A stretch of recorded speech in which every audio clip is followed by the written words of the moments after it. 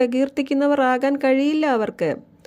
അവർ 15-ാം അധ്യായത്തിൽ എത്തുന്നുണ്ട്. അവർ ദൈവത്തിൻ്റെ ന്യായവിധിയുടെ നീതിയെയാണ് പ്രഘോഷിക്കുന്നത്.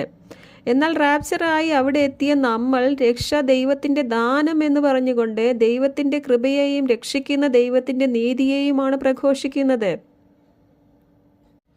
അതുകൊണ്ട് റാപ്ചർ ഏറ്റവും അടുത്തിരിക്കുന്ന ഈ ദിവസങ്ങളിൽ അത് പ്രസംഗിക്കുന്നവരെ പരിഹസിക്കുന്നവരിൽ നിന്നും നമ്മൾ ആ 7 വർഷങ്ങളിലൂടെ കടന്നു പോകും എന്ന് പഠിപ്പിക്കുന്നവരിൽ നിന്നും എല്ലാവരും ഒഴിഞ്ഞു മാറുക.